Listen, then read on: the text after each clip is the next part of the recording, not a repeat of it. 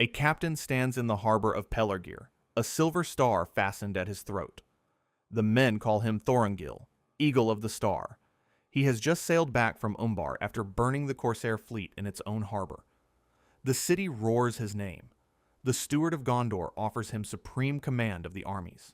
He is 48 years old, victorious, trusted, celebrated. If he had spoken his true name that night, Gondor might have knelt. Instead, he refuses the honor. He gives no explanation, and before the city fully understands what has happened, he is gone. This is the moment that reveals who Aragorn truly was, because most men spend their lives trying to seize power. Aragorn spent 40 years, proving he could walk away from it, and that restraint would one day save Middle-earth. Aragorn was 2 years old when his father was killed by orcs in the wild. Arathorn, chieftain of the Dunedain, fell to an arrow, and with him nearly fell the last fragile thread of Isildur's line. His mother understood the danger immediately. If Sauron learned that an heir of Elendil still lived in the north, he would not wait. Assassins would come quietly, and the bloodline would end in obscurity.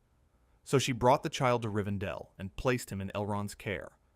There, he was given another name, Estelle. Hope.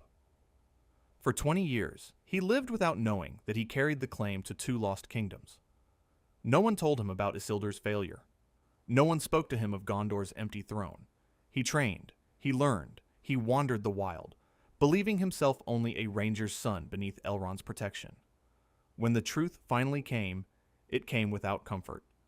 Elrond placed the shards of Narsil in his hands, the sword that had cut the ring from Sauron's hand, now broken since the end of the Second Age, a symbol of both victory and failure, a reminder that the last king had not finished what he began. Aragorn was told his true name, his lineage, his destiny. He was 20 years old, and suddenly the weight of 3,000 years rested on him. There were no armies waiting, no banners raised in secret, only a broken sword and a promise that had waited longer than any living memory. Not long after, walking at twilight in the woods of Rivendell, Aragorn saw her. For a moment he thought he was looking upon Luthien returned from ancient song. Dark hair, gray eyes, a presence that felt older than sorrow. Arwen Undomiel. He loved her almost at once. Elrond did not forbid their love. He did something far more difficult. He set a condition. If Arwen chose Aragorn, she would forsake immortality. She would share the fate of men. She would age. She would die. The undying lands would be closed to her forever, and Aragorn would not have her hand unless he became king of both Gondor and Arnor. Not a ranger in the wild, not a captain in another man's service. A king restored. In that moment, the crown stopped being about inheritance and became about worthiness. The broken sword was no longer a relic. It was a test. And Aragorn understood something that few heirs ever admit. He was not ready. He did not march to Minas Tirith and declare himself. He erased his name. In Rohan, he rode beneath another banner and served King Thengel, father of Theoden. He learned the Rohirrim's ways, how they moved across open land, how they read the wind, how loyalty among them was earned through shared danger, not speeches. Years later, when he would call upon them in Gondor's darkest hour, that trust would already exist. From Rohan he went south. In Gondor he became Thorongil. Under Steward Ecthelion II, he rose quickly, not because he demanded command, but because he earned it. He led from the front. He shared hardship. He listened more than he spoke. Campaign after campaign ended in victory. The soldiers followed him willingly. The people spoke his name with pride. Ecthelion trusted him. Denethor watched him. Denethor was perceptive, disciplined, and proud. He knew the history of Gondor as few others did, and he saw something in Thorongil that unsettled him, a bearing that matched the statues of the kings in Rathdinan, a calm authority that did not require rank to command respect. It is said that Denethor suspected the truth.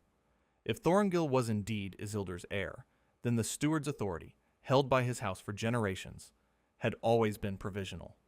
And that knowledge is not easy to live beside.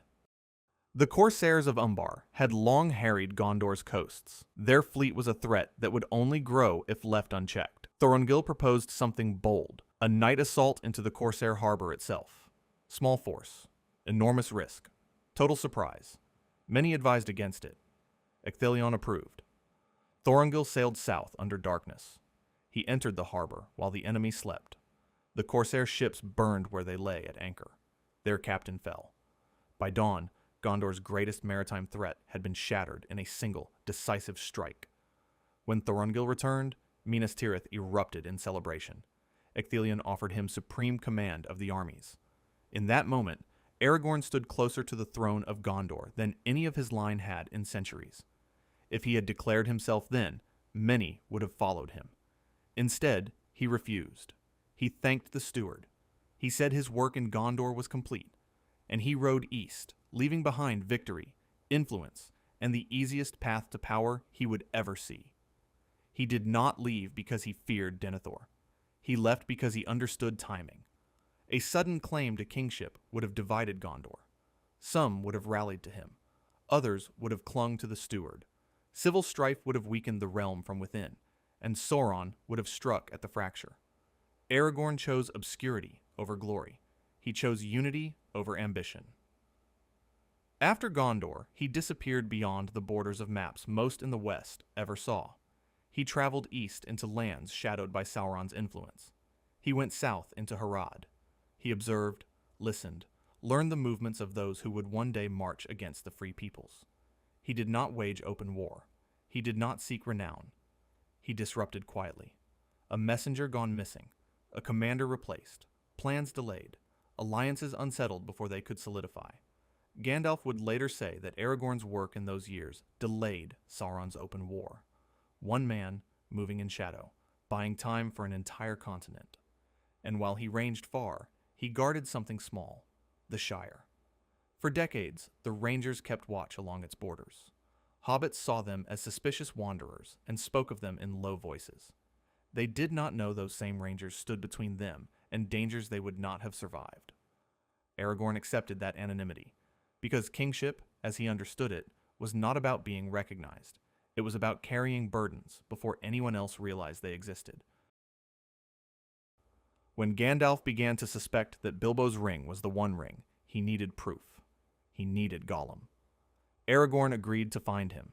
The hunt lasted years, through the Wilderland, across desolate marsh and forest. Finally, in the dead marshes, Aragorn found him, broken, starving, but alive. Capturing him was only the beginning. Aragorn brought him nearly 900 miles north to Mirkwood, through exhaustion and constant attempts to escape, through lands where even rangers traveled cautiously. He delivered Gollum alive to King Thranduil's halls. From that interrogation came confirmation of the ring's return. Everything Aragorn had prepared for was no longer distant. It was coming. Why remain hidden for so long? Because Aragorn understood something essential. Power taken too early destroys what it seeks to protect. In peacetime, a claim to the throne would have seemed disruptive. In rising tension, opportunistic. Gondor would have debated him instead of rallying behind him. But in existential war, when Minas Tirith stood on the brink of annihilation, a king restored would not divide the realm. He would be its answer. He was not hiding. He was waiting until he was necessary. When Frodo first saw Strider in the prancing pony, he saw a weathered ranger in worn travel clothes, sitting in the corner. He did not see Thorongil, the captain who burned Umbar. He did not see the hidden heir raised beneath Rivendell's roofs. He did not see the man who had spent 4 decades opposing Sauron without recognition. He saw someone the other patrons avoided. But Aragorn was not avoiding his destiny in that moment. He was stepping into its final stage. He did not earn the crown through blood alone. He earned it by proving, again and again, that he would refuse it when claiming it would do harm.